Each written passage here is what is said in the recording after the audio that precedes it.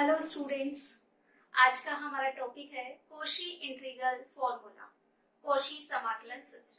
तो देखिए थ्योरम है ये, इसका स्टेटमेंट है if fz is analytic within and on a closed contour C and z0 is any point within C, then f of z0 is equals to 1 upon 2 pi iota integration C f of z divided by z minus z0 dz।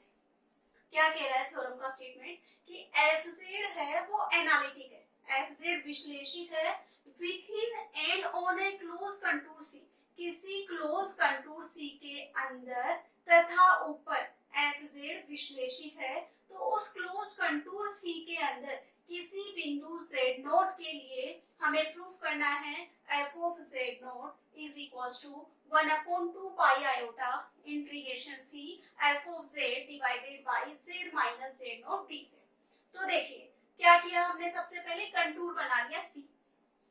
ये contour है, close contour सी है, इसके अंदर कोई बिंदु है z0। इस z0 बिंदु को केंद्र बिंदु मानते हुए, इस z0 को सेंटर मानते हुए हमने एक सर्कल खींचा है, उसको नाम दे दिया गामा। क्लियर है? हमने क्लोज कंटूर सी के अंदर बिंदु z0 को केंद्र मानते हुए r रेडियस का, स्मॉल r रेडियस का एक सर्कल खींचा है। ये रेडियस इतनी छोटी है कि ये जो सर्कल है वो कंटूर के बाहर ना जाए। ठीक है, तो सबसे पहले हमने लिख दिया गया है कि, फर्स्ट लाइन हम लिखेंगे, दिया गया है कि fz क्लोज कंटूर c के अंदर तथा ऊपर विश्लेषित फलन है, एनालिटिक फंक्शन है। एनालिटिक फंक्शन के बारे में हम पिछली यूनिट में पढ़ चुके हैं, उसका वीडियो आपको देखना है तो उसका लिंक आपको डिस्क्रिप्शन बॉक्स में मिल जाएगा। तो देखिए सबसे पहले fz हमें जो दिया गया है वो हमें लिखना है, तो हम लिख देंगे given that fz is analytic within and on a closed contour C। ठीक है, हमने लिख दिया कि fz विश्लेषित फलन है क्लोज कंटूर C के ऊपर तथा अंदर। फर्स्ट लाइन ये लिखनी है आपको। सेकंड हमें लिखनी है कि z0 को केंद्र बिंदु मानते हुए हमने एक सर्कल खींचा है गामा, जिसकी रेडियस स्मॉल r है। ठीक है, ये आप लिख देंगे कि z0 को केंद्र बिंदु मानते हुए स्मॉल r रेडियस का एक सर्कल हमें खींचना है। तो देखिए अब इस सर्कल की इक्वेशन लिखेंगे हम, वो क्या बनेगी, z minus z0 is equals to small r। Circle की इक्वेशन है ये, इक्वेशन नंबर 1, वृत्त की समीकरण। अब देखिए एक फलन हम मान लेंगे, कोई फंक्शन मान लेंगे, माना cz is equals to f of z divided by z minus z0। Equation number मैंने इसको कह दिया 2। ये फंक्शन हमने माना है, माना gz is equals to fz upon z minus z0। Equation number 2 बोल दिया हमने इसे।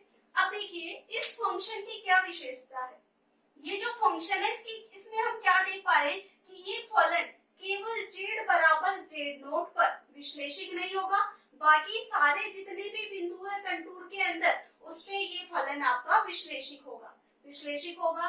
तो अब देखिए हम इसमें लगाएंगे कोशी समाकलन की उपप्रमेय। आपको इसके बाद में लिखना है कि ये जो फलन है z बराबर z0 के अलावा सभी बिंदुओं पर विश्लेषित फलन होगा। उसके बाद कोशी समाकलन की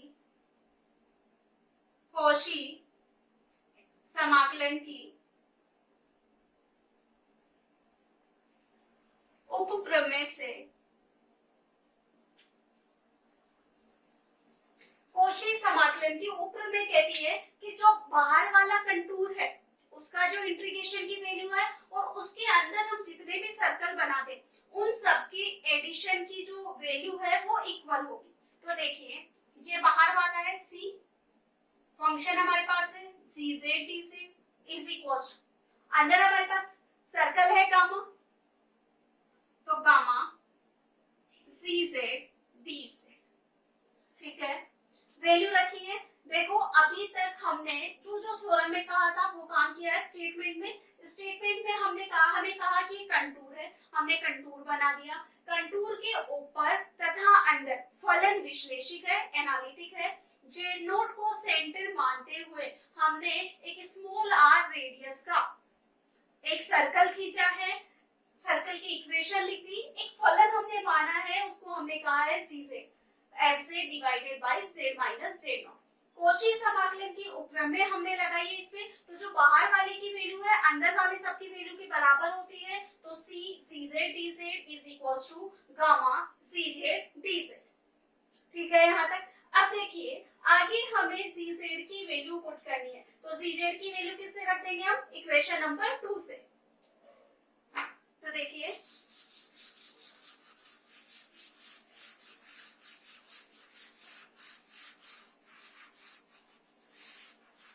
फ्रॉम 2 क्या मिलेगा यहाँ पे,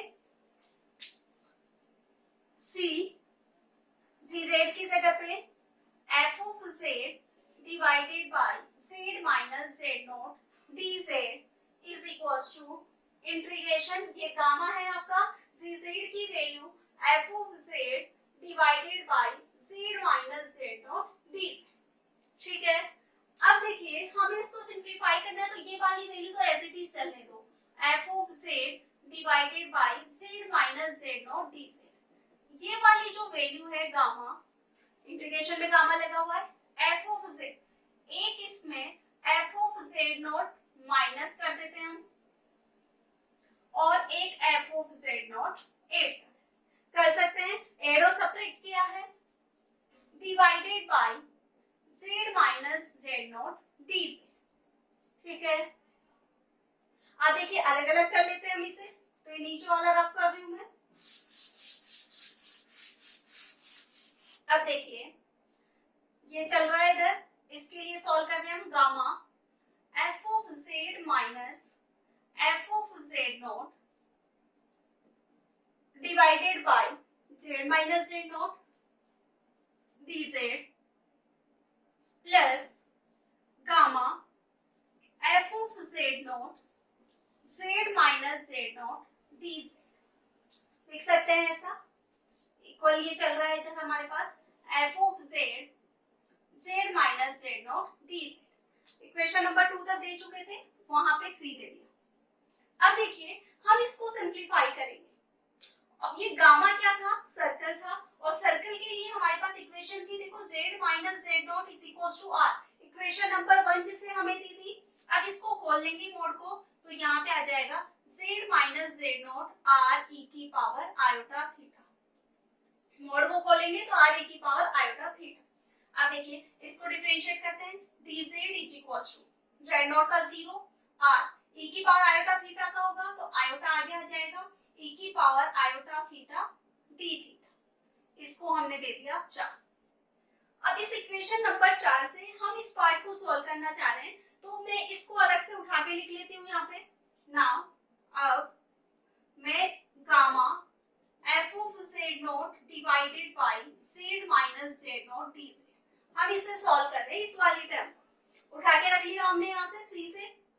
अब देखिए f of Z not, f of Z not as it is लिख देते हैं, और देखिए जेड माइनस जेड नॉट की वैल्यू किसकी इक्वल है, जेड माइनस जेड नॉट किसकी इक्वल है हमारे पास, आर ई की पावर आयोटा थीटा के। ये हमने लिख लिया आर ई की पावर आयोटा थीटा। ठीक है। और dz की जो वैल्यू है वो किसकी इक्वल आ गई, आर आयोटा ई की power iota theta D theta, R iota E की power iota theta D theta. ठीक है। ई की पावर आयोटा थीटा से ई की power iota theta cancel out, r से हमारे पास कैंसिल आउट हो गया आर। अब देखिए यहाँ पे हमारे पास रह गया इसकी value gamma F of Z divided by Z minus Z not D Z is equals to gamma है। अब ये गामा हमारे पास सर्कल है, और सर्कल कहां से कहां तक चलता है, 0 से लेके 2 पाई होती है इसकी लिमिट, तो 0 से लेके 2 पाई। अब देखिए ये रहा आयोटा, एक तो हमारे पास आयोटा को मैंने बाहर लिख दिया, F of Z not, f of Z not, और ये रह गया डी थीटा, ये वैल्यू रह गई यहाँ पे। आप देखिए फंक्शन है ये हमारे पास, तो gamma F of Z, Z minus Z not D Z is equal to iota, और जो F of Z not D theta है इसका हो जाएगा हमारे पास integration theta, F of Z not तो कांस्टेंट है थीटा, और ये हो गया 0 to 2 पाई, और ये जो चल रहा है F of Z, F of Z not को बाहर निकाल दिया, यहां हम ऐसे लिख सकते हैं इसको iota F of Z not, और अब डी थीटा है, डी थीटा का क्या हो जाएगा थीटा 0 to 2 पाई, तो ये वैल्यू आ गई iota F of Z not 2 pi minus 0 that means 2 pi, तो इसकी वैल्यू आ गई 2 pi iota F of Z not, किसकी gamma F of Z divided by Z minus Z not D Z. Equation number दे दी हमने इसको 5। अब हम 5 से वैल्यू पुट कर देंगे इक्वेशन नंबर 3 के अंदर। यहां तक समझ आया? देखिए क्या किया हमने, gz की वैल्यू यहां सब्स्टिट्यूट की, वैल्यू पुट करने के बाद इधर वाले पार्ट में हमने एक एफ ऑफ जेड नॉट जोड़ दिया और एक घटा दिया, ऐड और सब्ट्रैक्ट कर दिया, उसके बाद में हमने इसको अलग अलग कर दिया। अलग अलग करने के बाद ये गामा है वो सर्कल की इक्वेशन है, तो हमने देखा z minus Z not is equal to r, जो इक्वेशन नंबर 1 थी वहां से लिया है हमने। अब इस मॉड्यूलस को खोलते हैं इस तरीके से, तो r की पावर आयोटा थीटा आ जाता है, डिफरेंशिएट किया dz is equal to e की पावर आयोटा थीटा का आयोटा, e की power iota theta d theta. यहां से हमने उठा लिया इक्वेशन नंबर 3 से ये वाली टर्म लास्ट वाली, इसको लिख दिया, वैल्यू पुट की, तो हमें मिल गया 2 pi iota F of Z not. अब इक्वेशन 5 से वैल्यू पुट कर देंगे हम इक्वेशन नंबर 3 के अंदर, तो ये वाला क्वेश्चन अब कर रहे हैं।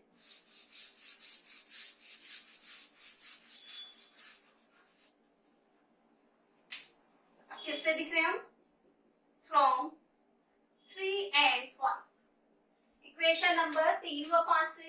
तो देखिए ये वाली वैल्यू c जो चल रही है ये तो ऐसे ही चलेगी, c F Z Z minus Z not D Z is equal to ये value F of Z minus F of Z not divided by Z minus Z not D Z plus इसकी वैल्यू इक्वेशन नंबर 5 से 2 pi iota F of Z, ठीक है, इसको इधर ले आएंगे तो c F of Z Z minus Z not D Z is equal to ये minus 2 pi iota is equal to 2 pi iota F of Z not is equal to ये वाली टर्म एज इट इज रह जाएगी, gamma F of Z minus F of Z not divided by z minus Z not d, ठीक है, इधर ले लिया इसको, ये टर्म माइनस में आ गई इधर हमारे पास, और इसको इधर रख दिया। अब देखिए हम दोनों साइड पे मोड ले लेंगे, बोथ साइड मोड ले लेंगे यहाँ पे दोनों तरफ मापांक लेने पर। अब देखिए ऊपर वाला रफ कर रहे हैं क्वेश्चन, इक्वेशन नंबर 5 तक हमारे पास आ चुकी है, इसके बाद हम यहाँ से सोल्व कर रहे हैं।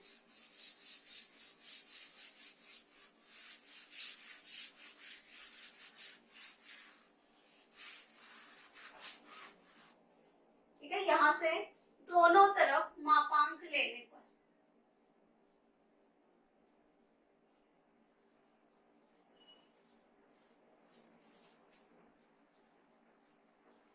मॉड्यूलस ले लेंगे बोथ साइड, तो देखिए c F of Z Z minus Z not D z minus 2 pi iota F of Z not, ठीक है, यही टाइम है, इज इक्वल टू मॉड्यूलस लिया गामा, ये गामा है हमारे पास, और F of Z minus F of Z not divided by Z minus Z not D से। अब देखिए मॉड्यूलस लेंगे हम इसका। अब ये दोनों तरफ मोड ले लिया, अब मोड खोलेंगे। अलग अलग टर्म का जो मोड लेंगे वो बड़ा होगा पूरे मोड से, तो हम इसको ऐसे लिख सकते हैं c f of Z Z minus Z not D z minus 2 pi iota F of Z not less than is equals to gamma mod fz minus f of z naught divided by z minus z naught dz। हर एक term का mode है और इस तरीके से लिख दिया तो ये वैल्यू बड़ी हो जाएगी। देखिए हम 1 से लेके कोई टर्म माइनस की भी है उनको अलग अलग जोड़े। जैसे मेरे पास ये वैल्यू अभी 1 है, -3 है, 2 है, और या तो इनको हम ऐड करेंगे तो कितना आ जाएगा 0।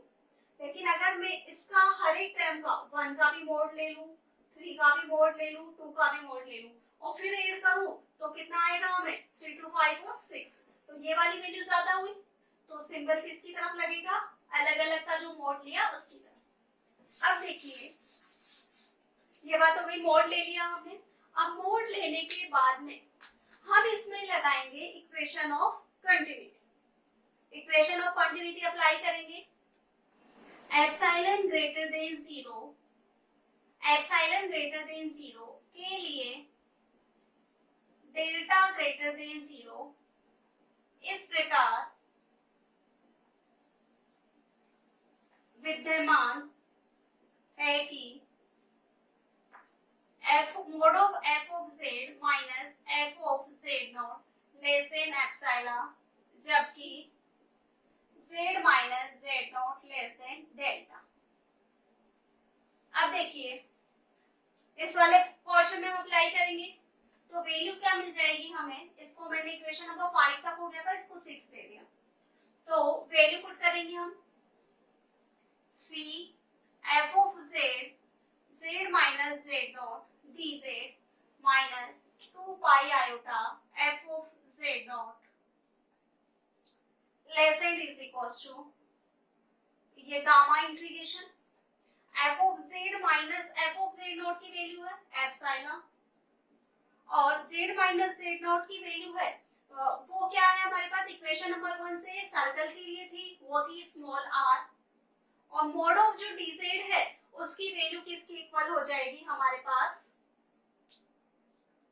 dz। अब देखिए मोड ऑफ जो dz होता है वो होता है 2 पाई r, r यहाँ पे रेडियस, तो सब्स्टिट्यूट करेंगे गामा एप्सिलॉन अपॉन r और इंटीग्रेशन मोड ऑफ dz की वैल्यू है तो ये इंटीग्रेशन तो यहाँ से हट जाएगा और इसकी वैल्यू हो जाएगी 2 पाई r, r से r कैंसिल आउट हो जाएगा तो वैल्यू रहेगी हमारे पास 2 पाई एप्सिलॉन।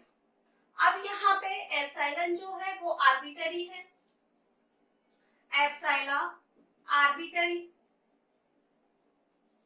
स्वेच्छ आर्बिट्ररी है तो एप्सिलॉन क्या हो सकता है, 0 भी हो सकता है तो ये 0 हो जाएगा तो ये पूरी वैल्यू है वो किसके इक्वल हो जाएगी, 0 के इक्वल हो जाएगी। तो देखिए आगे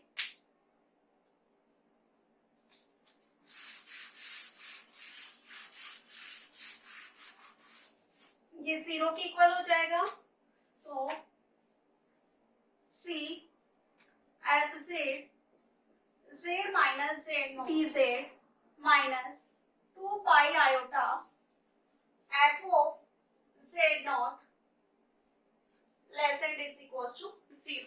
मॉड भी 0 में चला जाएगा तो ये क्या रह जाएगा c f z z minus z not dz 2 pi iota f of z not.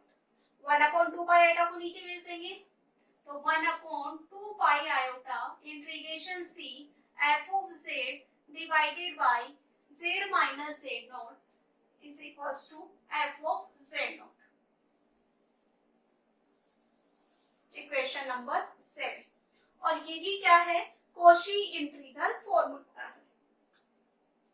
देखिए क्या किया हमने, सबसे पहले क्लोज कंटूर सी बना लिया, उस कंटूर सी के अंदर और ऊपर फंक्शन विश्लेषित है। उसके बाद हमने एक जेड नोट को केंद्र बिंदु मानते हुए स्मॉल आर रेडियस का एक सर्कल खींचा, जिसका नाम दे दिया हमने गामा। सबसे पहले ये जो बात मैंने बोली वो लिख दी थेटिकल, फिर हमने सर्कल की इक्वेशन लिखी z minus Z not is equal to r. Equation number 1 दे दिया। फिर हमने फंक्शन मान लिया gz की वैल्यू इक्वल है f of z divided by z minus Z not. ये जो फंक्शन है वो केवल z बराबर जेड नॉट पर विश्लेषित नहीं है, बाकी सभी बिंदुओं पर विश्लेषित है। हमने कोशी समाकलन की उपप्रमेय उसमें अप्लाई की। उपप्रमेय लगाने पर कंटूर सी के ऊपर और अंदर वाले सर्कल पे जो इंटीग्रेशन की वैल्यूज है वो समान है। उसके बाद हमने एक एफ ऑफ जेड नोट जोड़ दिया और घटा दिया। जोड़ने घटाने के बाद हमने उसको अलग अलग कर लिया और लास्ट वाले की वैल्यू बना दी हमने 2 pi iota F of Z note. उसके बाद में उसको उधर एलएचएस में माइनस में ले लिया, मॉड्यूलस ले लिया, इक्वेशन ऑफ कंटिन्यूटी अप्लाई कर दी, तो हमारे पास आ गया 2 पाई एप्सिलॉन। एप्सिलॉन आर्बिट्ररी है, जीरो भी हो सकता है तो जीरो हो जाएगा, तो हमारे पास मिल गया 1/2 pi iota F of Z divided by Z minus Z not f of Z not. और यही कॉची इंटीग्रल फॉर्मूला है।